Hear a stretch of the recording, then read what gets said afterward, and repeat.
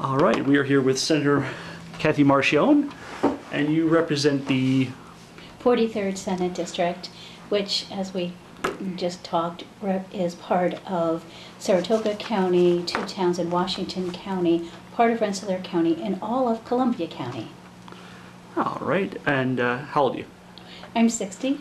Never ask a woman her age. And what is your background prior to be elected? I have been an elected official since I was 25 years old. I started as the youngest town clerk in New York State at that time for the town of Half Moon. I went on to be the town supervisor, actually the first woman ever to be a town supervisor in my community. And then I stepped down and was a town councilwoman, first town councilwoman ever in my community, and thereafter was Saratoga County clerk for about 15 years, and then ran for Senate. Why would you step down from supervisor to become a council member?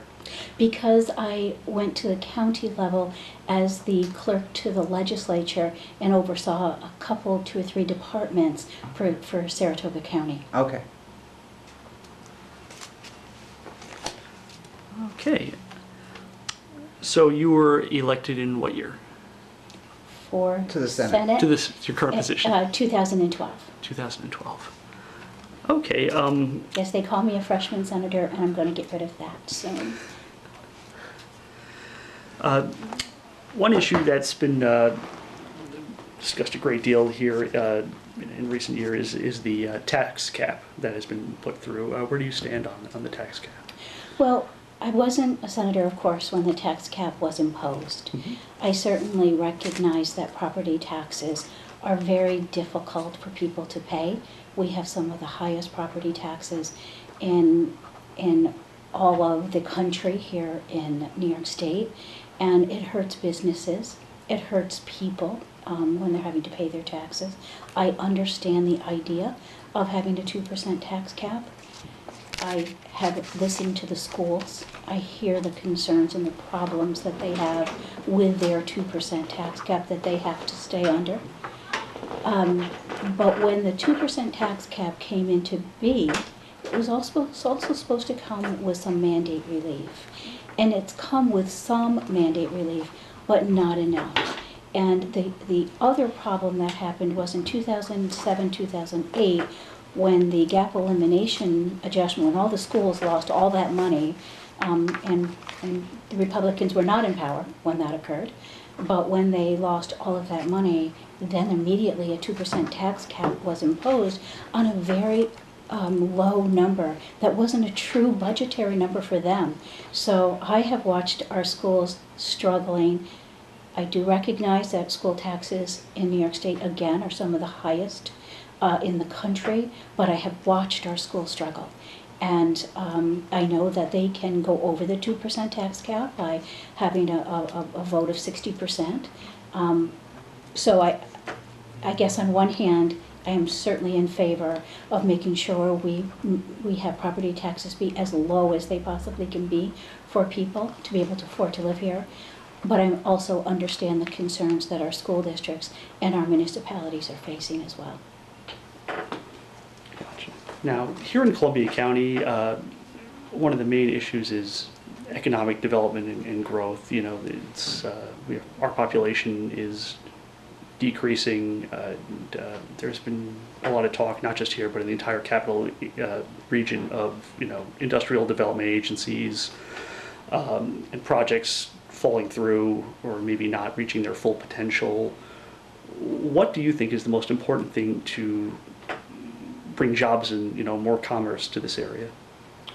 I believe that you have to reduce your taxes.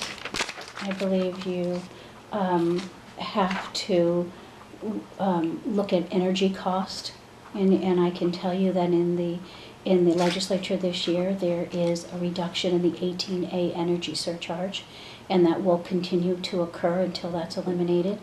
You have to reduce your manufacturing taxes if it's manufacturing you're looking for.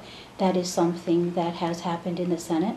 We've also passed a 20% property tax rebate for manufacturers to try to stir that type of development. So I think when you're looking at wanting to bring business into your area, you have to be cognizant of your property taxes. You have to know whether or not there's water and sewer. Sometimes people don't think about those things. If you're going to entice businesses to come in, you need to be somewhat shovel ready. You need to have water, you need to have sewer, and you need to have taxes that people can afford to pay and be here and be profitable. How would you propose lowering taxes? Typically, government doesn't shrink, and you have to pay for the government somehow. Well, And if you give the businesses tax breaks, doesn't the burden fall on the regular person? We have been giving businesses some tax breaks, really very, very needed. I mean, there's Startup New York that the governor had proposed last year and implemented, something I was not in favor of, but certainly in some areas is helping out. As I said, manufacturing taxes have been reduced. 18A energy surcharge is being eliminated. There's a 20% property tax cap rebate for manufacturers. You have to give these people some additional funds. There's a lot of grants out there as well that businesses can apply for to help them offset. You know, there's things they can do as well.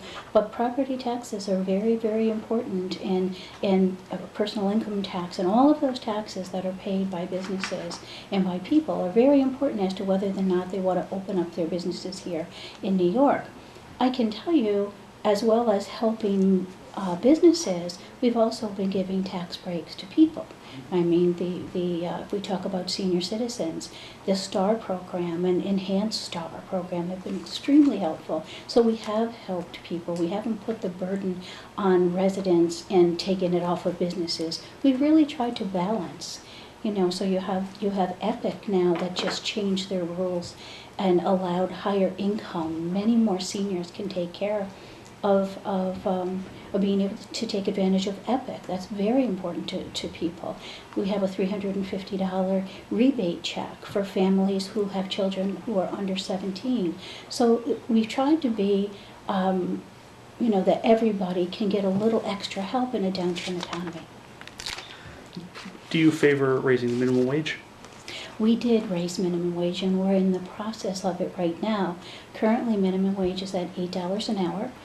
December 31st of this year, it will go to $8.75 an hour. And December 31st of 2015, it will raise to $9 an hour. So minimum wage is being increased.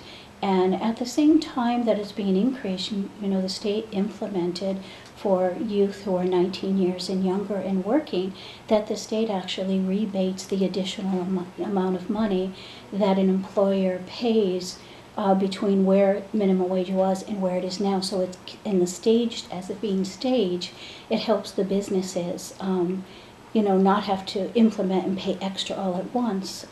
One of the statistics show that when you raise minimum wage, you lose minimum wage jobs. So you got to be cognizant of a balance. And one thing people don't talk about often is the earned income tax credit. If you were, say, a single mom and you were making $8 an hour, at the end of the year when you did your taxes, there's an earned income tax credit. That person would be eligible up to $4,300. And when you put that amount of money on her, if it's a her, on her minimum wage, it brings it up to about $10.23 an hour. If you were a family of 4 and you were at a minimum wage, your amount could go up as much as $11 and some cents per hour. So I think that when you're looking at minimum wage, sometimes you're looking at kids who are getting their first job.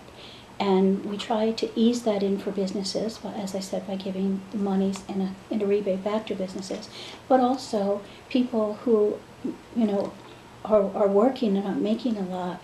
You want to encourage them to stay working, and that's what the earned income credit is all about. The rebate that you give back to the employer, where does that money come from? From the state. So From it the comes from budget. taxes? It does.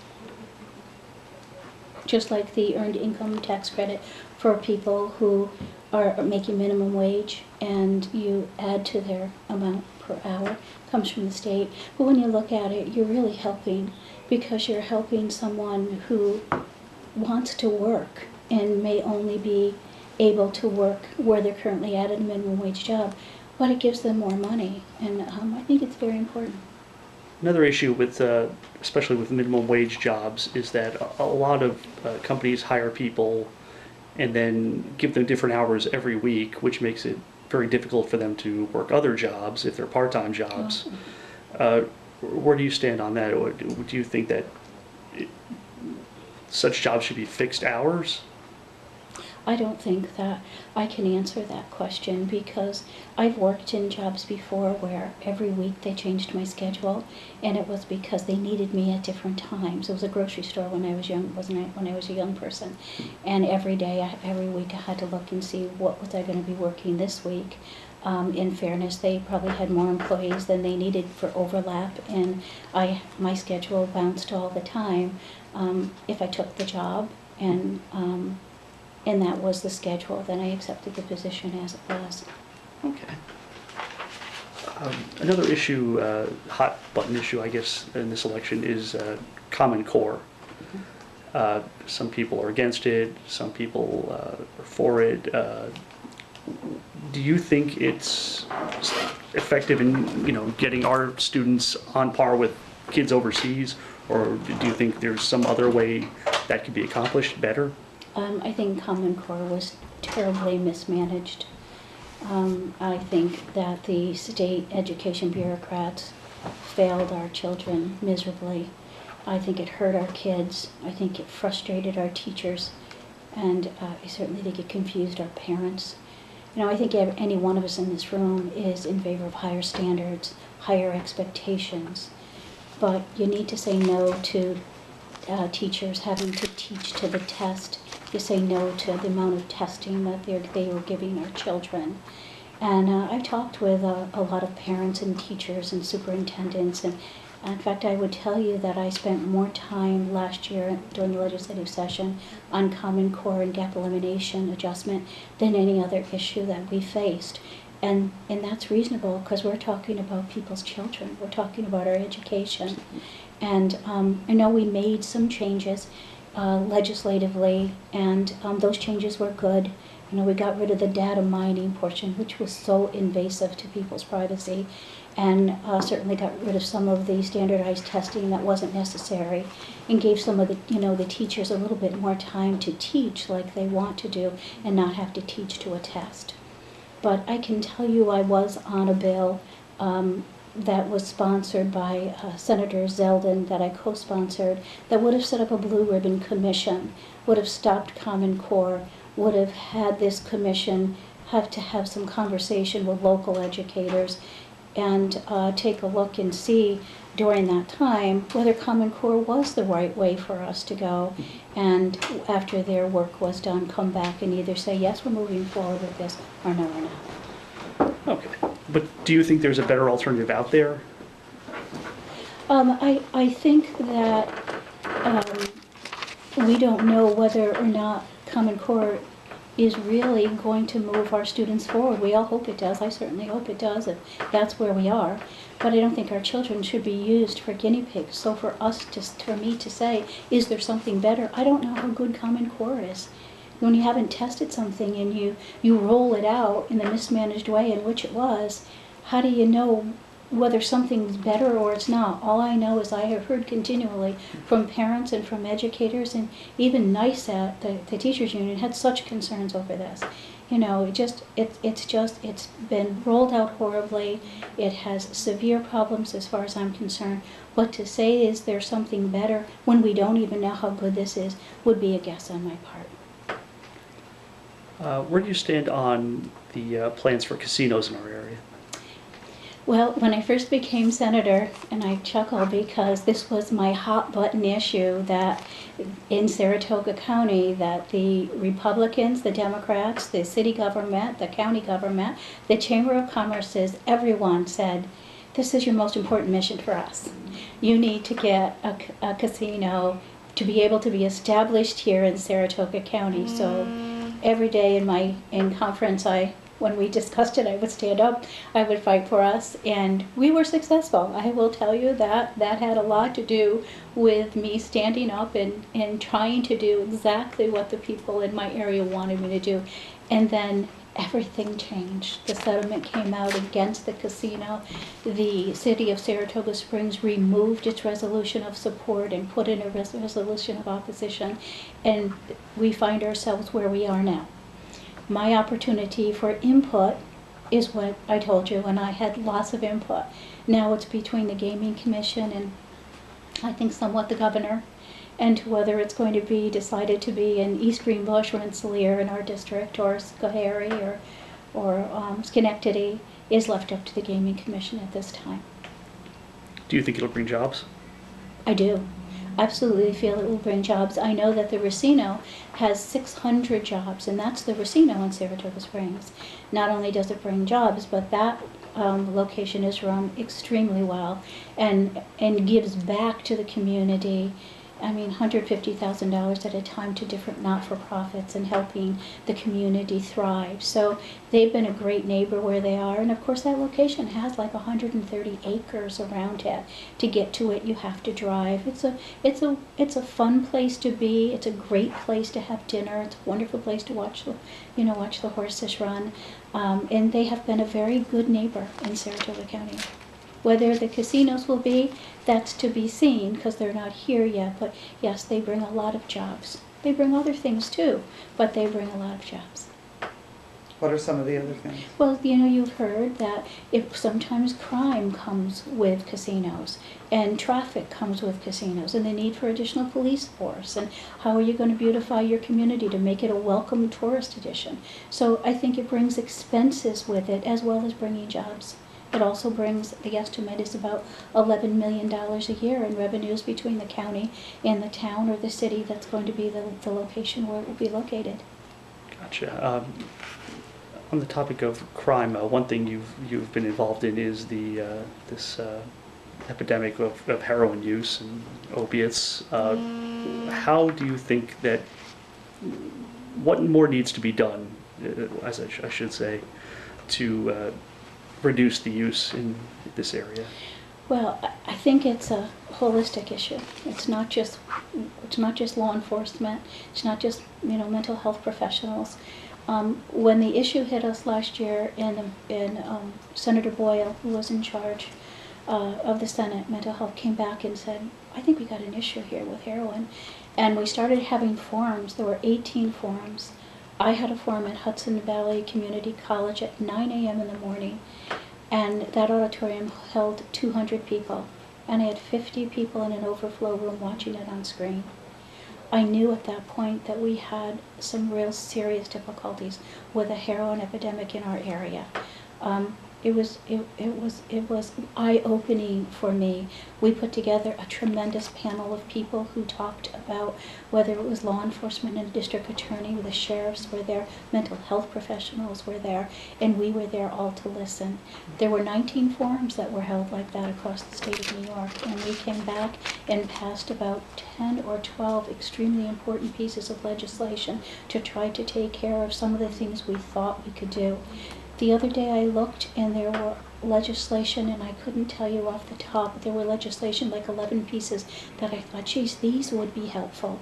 So I think from our aspect, there is more legislation that didn't get passed throughout last year's session that I think would be very, very helpful to help with the problem. I saw an opportunity to have training on Narcan, which is a miracle drug, and I've been told by the Columbia County Sheriff, after he had been trained, he went into a situation and he was told the gentleman was dead, and he said, "Did you administer Narcan?" And they said, "No, Sheriff, he's dead." And he said, "Please try." And they revived him. It's an absolute miracle drug. So I thought, let's try to get Narcan in the hands of as many people as we can.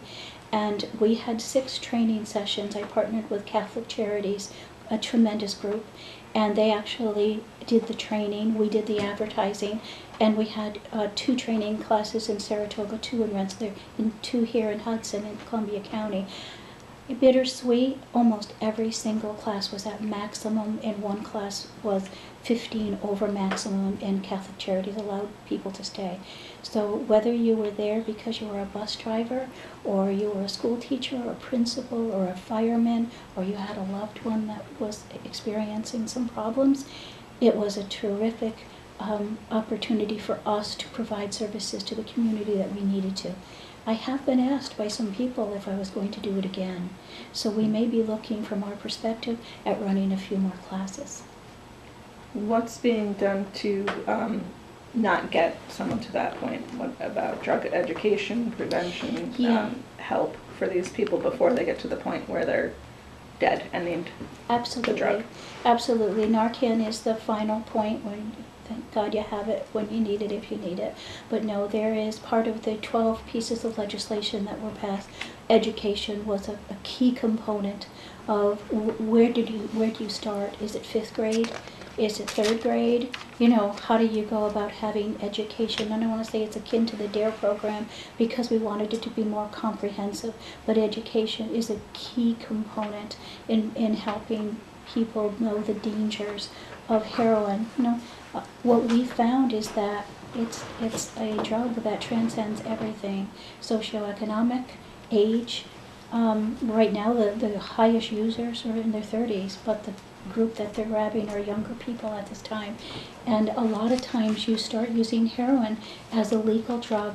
You had a medical procedure, and iStop was supposed to help with that because people were getting drugs from various doctors, and iStop stopped that. But what it didn't do is it threw people out into the streets, an unintended consequence. And when you buy it on the street, it's very, very cheap, and that's another very serious issue. The next issue, of course, with heroin is that it's all cut different.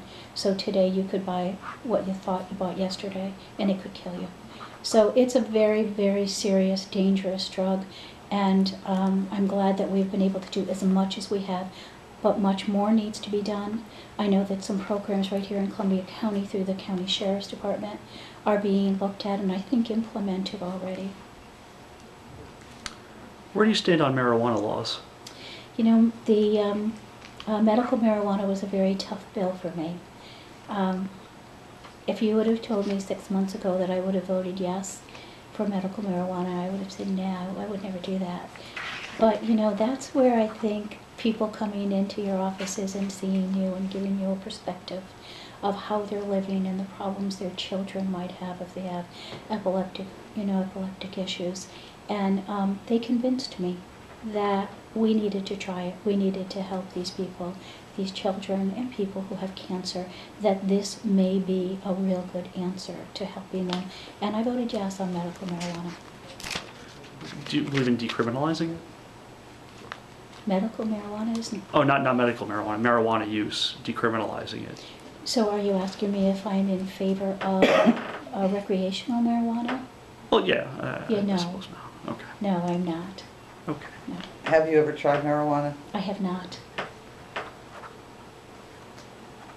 Why wouldn't you be in favor of recreational marijuana? Because I believe it is a gateway drug, and I think it leads to worse drugs than marijuana.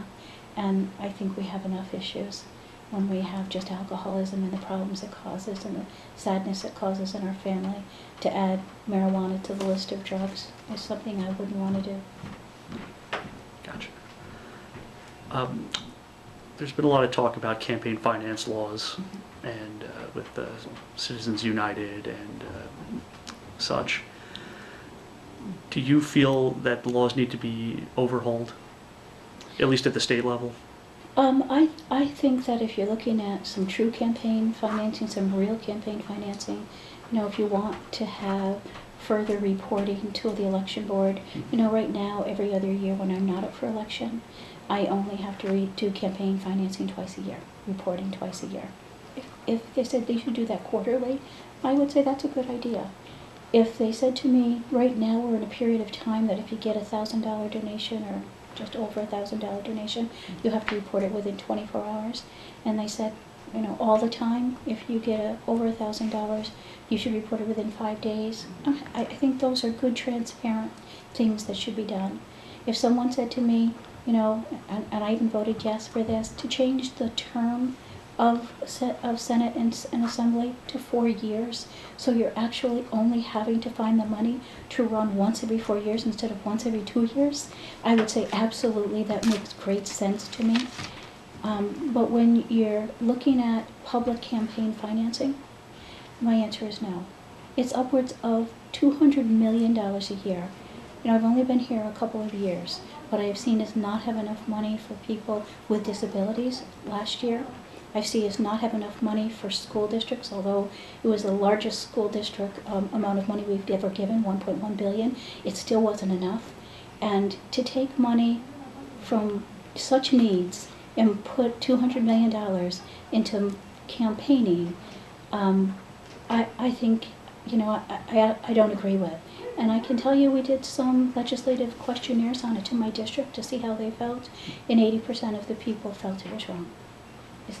I believe 80%, and I'll check my legislative questionnaire. I'm not positive of it, but it was a very high percentage of people who were not in favor of taxpayer-funded campaigns, and so I really do think that additional transparency would be good, different reporting would be good, but not public paid campaigns. Okay. Speaking of public funds, another issue in the state is the need for more infrastructure. I mean, there are a lot of bridges in the state that need an overhaul, a lot of roads. What can be done to, for these, improvements to be put into place, in the next few years? Well, there is some additional money at this point that has been